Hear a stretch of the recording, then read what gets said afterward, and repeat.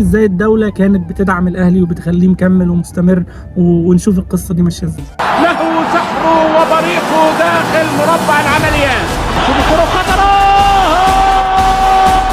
القاضية ممكن، القاضية ممكن، القاضية ممكن. يخش الطريق رد. كان في البلكونة بيشرب سيجارة هناك ملغم مباحث باين رقم واحد في القصيم.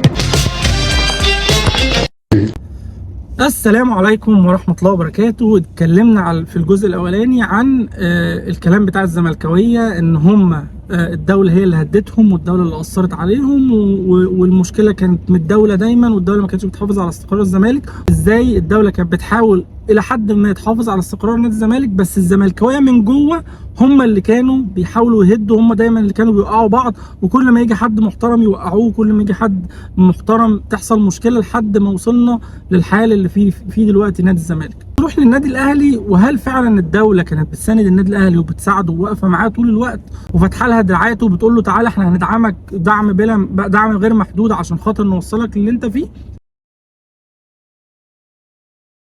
خلينا نشوف بقى واحده واحده ايه اللي حصل. بعد سنه 2001 ووفاه كابتن صالح سليم بيجي كابتن حسن حمدي اللي انا بشوفه الرئيس الافضل في تاريخ انديه مصر كلها، مش بس النادي الاهلي. راجل عمل طفره كبيره، طفره كرويه اثرت على النادي الاهلي واثرت على منتخب مصر.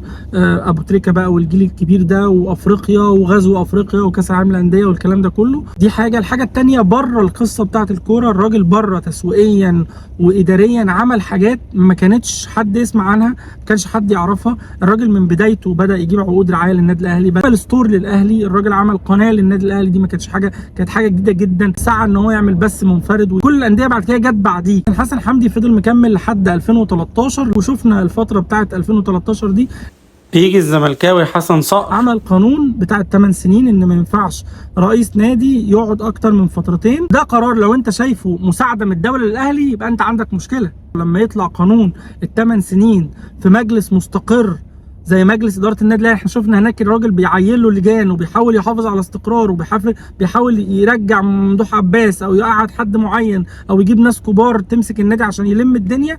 عندك انت بيحط لك بند ان هو هيوقع لك المجلس اللي انت بتتكلم عليه، اللي هو المجلس الافضل، المجلس اللي ماشي باستقرار كبير، المجلس اللي ماشي بشكل مختلف عن كل الانديه. وبعد سنه بالظبط كابتن طاهر ابو زيد هو بيروح يحل مجلس اداره النادي الاهلي لاسباب لو قريتها هتضحك. والله لو قريت الاسباب دي هتضحك. من اهمها ان النادي الاهلي بيدعم الاخوانه مثلا، دي حاجه. الحاجه الثانيه مثلا ان النادي الاهلي ما بيدعمش استقرار البلد، اللي هو ما تفهمش ايه السبب او ايه اللي بيحصل. الحاجه اللي بعد كده النادي الاهلي ما كانش بيدفع رواتب للناس لمده 6 شهور في الفتره اصلا اللي كانت مصر كلها ما حدش لاقي فلوس. الحاجه اللي بعد كده واللي تضحك فعلا، النادي الاهلي خرج عن السرب وخرج عن لجنه الانديه اللي كانت معموله وعايز يبيع، قال يا عيني البث التلفزيوني لوحده. فهم كانوا جايبين للنادي 6 مليون في البث التلفزيوني، والنادي الاهلي لما جاب لنفسه 41 مليون يقول لا ما تبيعش لوحدك، تعالى خد ال 6 مليون. يا عم انا جايب 41، لا تاخد ال6.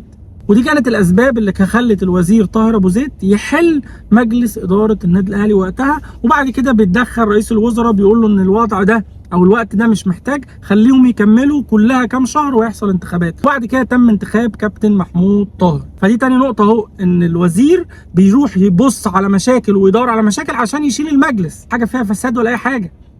اقروا كده الاسباب اللي طالعه من الوزير، والله اسباب مضحكه. بعد كده بيجي محمود طاهر يمسك اداره النادي الاهلي بانتخابات عاديه وبيشرف عليها القضاء، وبيحصل ان حد بيرفع قضيه، فالمجلس بيتم حله عشان خاطر كان في بعض الاجراءات المشاكل في الانتخابات نفسها، وبيتم تعيينه مره ثانيه. فانت ممكن تيجي تقول لي دلوقتي ان هم شفت هم بيحاولوا يحافظوا على استقرار النادي الاهلي وعينوا نفس المجلس. طب انا هقول لك بالراحه، خش على اليوتيوب واكتب الوزير خالد عبد العزيز واسمعوا بيتكلم عن الموضوع ده ازاي مع هاني حتحوت.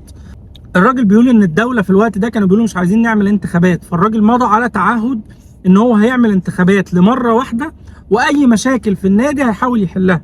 تمام؟ زي ما قلنا حافظ على استقرار مرتضى منصور. بالتهاني حتى الان مش انت لما مجلس الاداره بتاع النادي الاهلي اتحل انت عينته هو مش ده لسه، مش الكلام بيجي لي كل يوم على الفيسبوك مظبوط. اللي الناس ما تعرفوش ان احنا علشان نعمل الانتخابات اللي نجح فيها مجلس اداره الاهلي ده ونجح فيها مجلس اداره نادي الزمالك اللي رئيسه حالي لغايه دلوقتي في مارس 2014، كتبنا تعهد ان احنا دي اخر انتخابات على القانون القديم. لكن كتبنا تعهد اخر. طب يا جماعه سالونا سؤال، افرضوا في ال4 سنين دول حصل مشكله في اي نادي، هتعملوا ايه؟ الوزير برضه هيخش يعين مجلس من عنده؟ لا، كتبنا في الورقه دي ان في لجنه ثلاثيه أيوة. من الدكتور حسن مصطفى ممثله للجنه الاولمبيه الدوليه والمهندس هشام حطب رئيس اللجنه الاولمبيه المصريه وخالد عبد العزيز وزير الشباب والرياضه هيتفقوا على طريقه حل هذا الامر. فلما اتحل مجلس اداره نادي الزمالك نادي الاهلي بقرار من محكمه القضاء الاداري، وكان هذا المجلس جايب 8000 صوت قصاد 4000 صوت او 12000 صوت قدام 4 متاسف مجلس المهندس محمود طاهر، فما كانش قدامنا حل ان احنا نقعد نقول ايه يا جماعه طيب احنا هنجيب ناس من عندنا. احنا احسن حاجه نعملها ونقدر نقنع بيها اللجنه الاولمبيه الدوليه ان احنا نعيد نفس الناس اللي تم انتخابهم من الجمعيه العموميه. ويبقى احنا كده، ولما قال لك طبعا ده احسن اقتراح. فخلي بالك هنا ما كانش فيه مشاكل عند النادي الاهلي، مشكله في مشكله اجرائيه في الانتخابات، فخلى المجلس يكمل لحد ما يخلص فترته، وبعد 3 سنين المجلس هيمشي وهيجي انتخابات تانية وهيتم انتخاب كابتن محمود الخطيب. تمام كده زي الفل. طيب فضلنا مكملين مع كابتن محمود الخطيب، وطبعا كلنا عارفين بقى الحاجات اللي حصلت، الجواب بتاع الكاف. انا مش عايز اقول ان النادي الاهلي مظلوم، بس في الاخر عايز اقول لك ان في حاجات حصلت مع النادي الاهلي، بس النادي الاهلي عشان منظومه قويه ما حصلش فيه زي ما حصل عندكم، عشان الناس في النادي الاهلي بتحب بعض وبتتكاتف مع بعض ما حصلش مشكله. محمود طاهر برغم ان هو مشي من اداره النادي الاهلي محدش سمع له تصريح.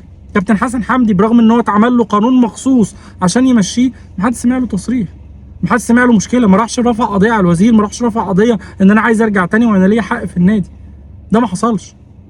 مع ان انت لو قست اي مشكله في نادي الزمالك بازمه ان انت تشيل مجلس زي مجلس كابتن حسن حمدي، دي كبيره جدا كبيره جدا. انت بتهد استقرار نادي مستقر بشكل كبير جدا، نادي مسيطر على كل حاجه، وبتقول له تعالى انا هكسر لك الاستقرار بتاعك ده في مقتل. بس كده ده اللي كان عندي.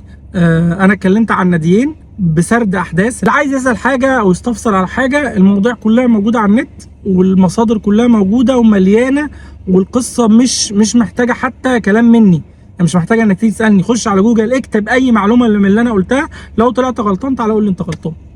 بس كده، شكرا ليكم، سلام عليكم.